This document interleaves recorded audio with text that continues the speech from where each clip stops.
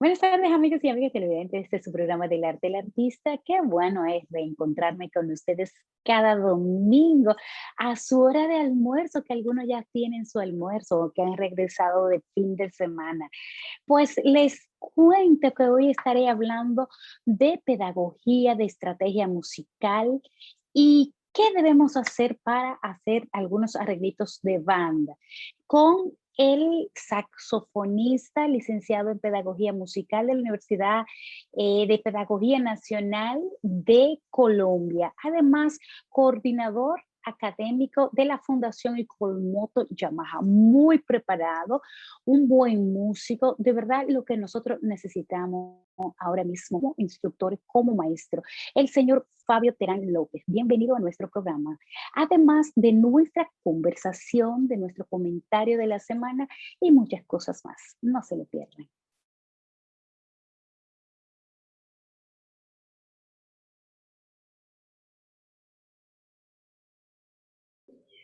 Amigos y amigas televidentes, como cada fin de semana, pues les traemos temas interesantes. Hoy estamos con el señor Fabio Terán, quien es licenciado en Pedagogía Musical de la Universidad Nacional de Colombia.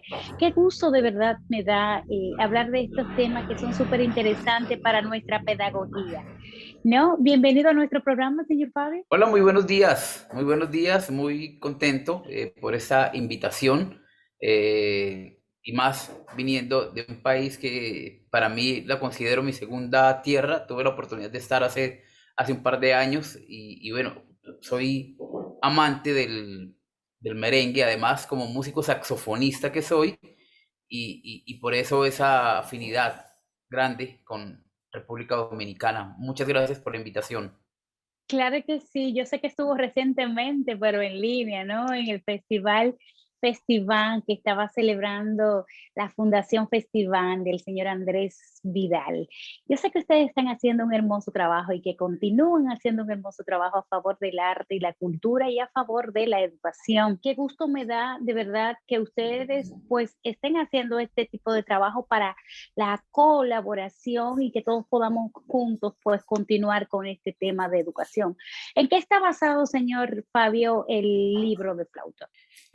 Este libro hace parte del material pedagógico que desde la Fundación Incolmotos Yamaha estamos promoviendo, llevándole ese texto en primera instancia a los niños de las zonas más vulnerables del país y en gran porcentaje en la ruralidad.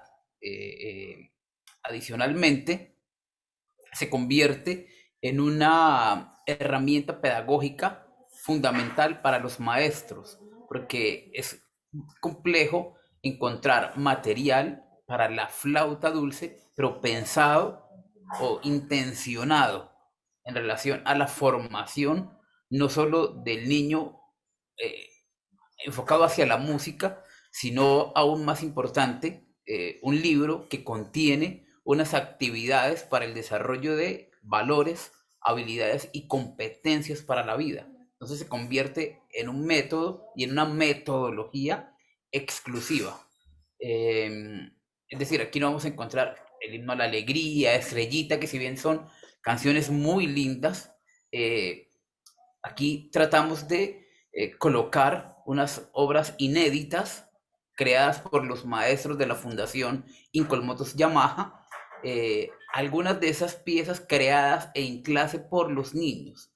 Y encontramos también una ruta de aprendizaje del instrumento muy nuestra. Es decir, fue un trabajo de investigación. De hecho, hace parte de mi tesis, de mi trabajo de grado, en una investigación que hice con los niños de cuál sería como la ruta para la enseñanza de la flauta, pero que sea un aprendizaje con técnica y un aprendizaje significativo. Y como valor agregado a este material pedagógico está todo el trabajo psicosocial. Entonces fue un trabajo de equipo en el que nos sentamos, pues, yo como coordinador académico de la fundación y las compañeras trabajadoras sociales de la fundación y poder desarrollar unas actividades también para el trabajo psicosocial en el aula, porque muchas veces nos enfocamos los músicos en el trabajo estrictamente musical, en que el niño desarrolle el ritmo, en que el niño desarrolle sus habilidades auditivas, vocales, pero muchas veces dejamos de un lado eh, la persona, el desarrollo de la persona, promover el trabajo en equipo, proponer o promover más bien un aprendizaje colaborativo, proyecto de vida, por ejemplo, que los niños se aprendan a respetar y todo eso lo hacemos a través de la música y a través de unas actividades muy juguetonas además que hemos expuesto en este texto. Señor Fabio, yo sé que esto es muy importante, la parte intrapersonal, la parte de disciplina del niño, que el maestro pues aprenda a enseñarles a los alumnos cuáles son sus valores para que sobre todo aprenda a tener respeto. Yo siempre he dicho que ya no hay respeto, ya el respeto pues lo tenemos eh, yo no diría totalmente perdido, pero algo hay. Todavía se le puede enseñar a los niños cómo respetar al maestro, a los padres y así sucesivamente. Todo eso va a venir de la casa. El papel que desempeñan los padres en la casa es muy importante, pero más aún los niños más o menos que se duran 8 horas en la escuela, ahora con las tandas extendidas, no sé si en su país lo tienen, pero nosotros sí lo tenemos, para el desarrollo en todos los sentidos. La coordinación que debe tener el niño tanto en la casa, porque debe ser conjunta. El papá puede jugar un papel súper interesante, pero también el maestro también debe estar súper informado, súper preparado para poder pues ser el ejemplo del niño. Muchas veces pues decimos, no, simplemente soy maestra o me tengo que encasillar. No, el maestro puede pues ser un buen ejemplo del niño. Nosotros como maestros pues enseñamos conocimiento. El papá pues en la casa pues da bastante costumbre. Yo sé que usted también ha hecho investigación desarrollada en estrategia pedagógica para los procesos de investigación de la iniciación musical, que es bastante interesante. Otro tema bastante interesante es cómo elaborar arreglos de banda, que eso es muy interesante, yo diría, en el ámbito pedagógico musical de los niños, para que el profesor pues se encuentre más en su aula. El niño pues se le puede enseñar, si toca, por ejemplo, en el caso de toca 2 notas, pues ya se le enseñan arreglo, toca 3 notas y así sucesivamente. Entonces, eso es muy interesante. Yo sé que usted también trabaja con el cuidado de los instrumentos. Ahora con todo esto de la pandemia, ha pasado algo que los instrumentos están guardados en el aula. ¿Qué se podrá hacer en ese sentido para que esos instrumentos pues tomen la afinación requerida y también algunas ranuritas que se le hayan hecho en el tema de las boquillas y todo lo que conlleva con el instrumento en sí, con el cuidado, a ver qué podemos hacer. Pero ya regresamos con más en este su programa del arte al artista, hablando con el músico saxofonista, licenciado en pedagogía musical, Fabio Terán. Ya volvemos.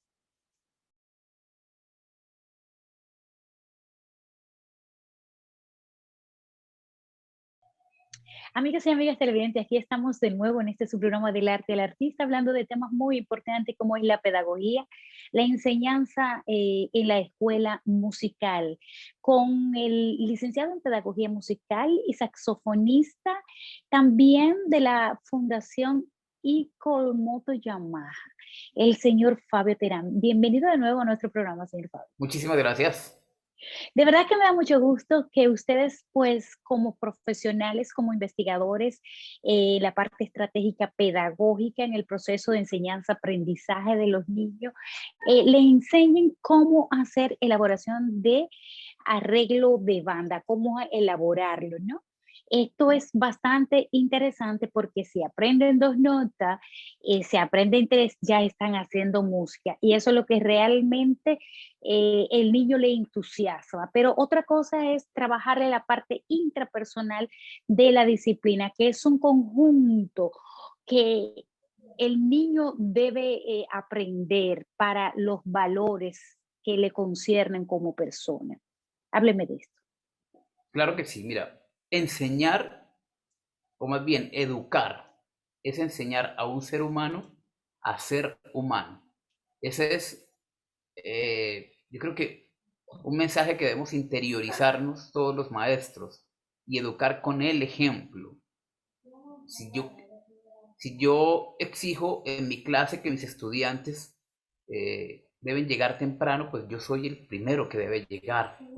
Ahora, esto se da de la mano de la institución y de las familias.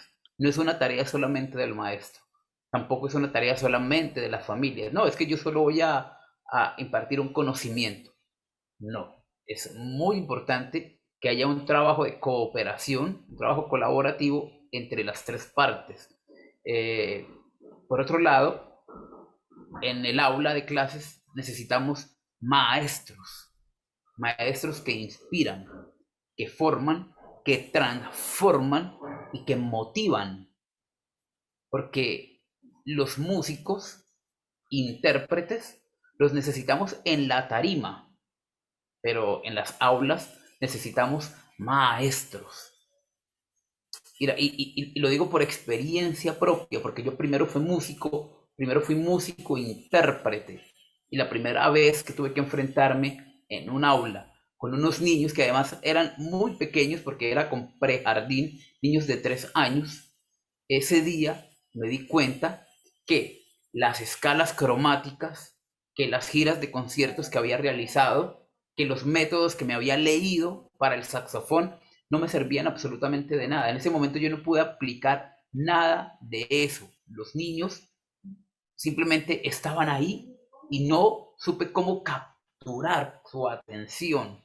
Entonces, wow, eso salí que esto es otro mundo, ese es otro universo. Entonces, no por el hecho de ser el músico intérprete, voy a llegar a un aula de clases y ya, está.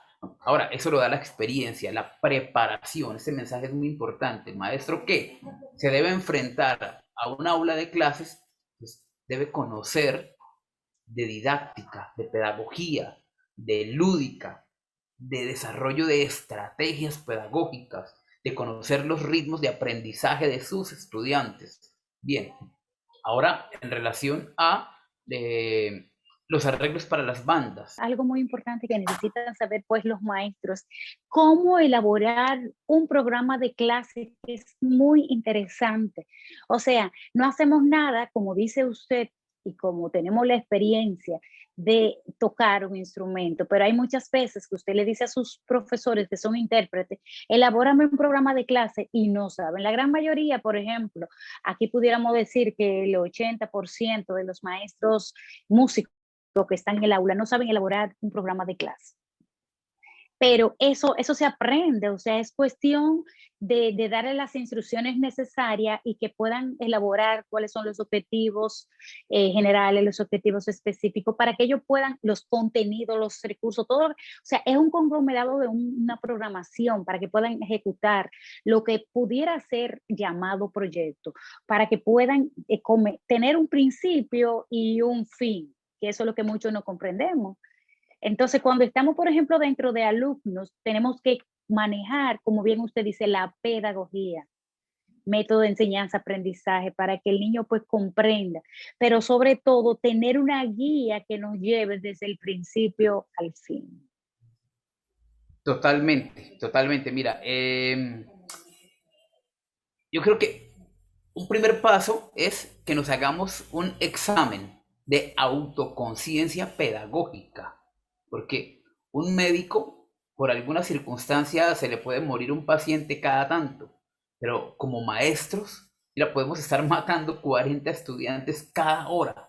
Entonces, como músicos, debemos seguir haciendo notas largas para mejorar nuestra técnica, pero también hay que dedicar largas jornadas de planificación.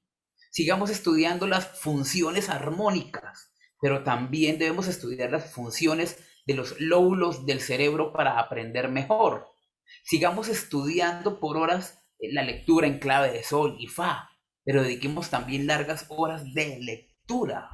Sigamos Claro que estudiando las sí. escalas, pero también las escalas de observación de la educación infantil. Sigamos explorando las nuevas tendencias musicales. Eso está muy bien, pero si voy a ser maestro, debo también explorar las nuevas tendencias en educación. Ahora, sigamos creando música, claro que sí, pero también creemos y generemos nuevas estrategias para mejorar los ambientes de aprendizaje. Sigamos indagando nuevos ritmos, pero también indaguemos acerca de los diferentes ritmos de aprendizaje. Sigamos formándonos como mejores músicos, claro que sí, pero más importante, como maestro, formemos mejores personas a través de la música. Entonces, eso es lo que me va a llevar a ser un buen maestro y un buen referente para ese estudiante. Yo decía en el programa pasado que no hacemos nada con tener buena profesión, tener todo tipo de profesiones cuando no somos buenas personas. Lo mejor es usted interiorizar y ser buena persona.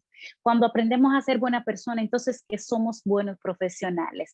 Señor Fabio, yo sé que pasaríamos horas hablando de cómo hacer música, de cómo dar clase de pedagogía musical, de cómo emplear los diferentes métodos de aprendizaje para hacer mejores alumnos, pero el tiempo se me fue. Yo de verdad siento me siento bastante feliz de que usted me cediera esta entrevista y yo sé que puedo contar con usted para que continuemos hablando de la música, de la pedagogía musical, de la investigación, en el desarrollo de las estrategias.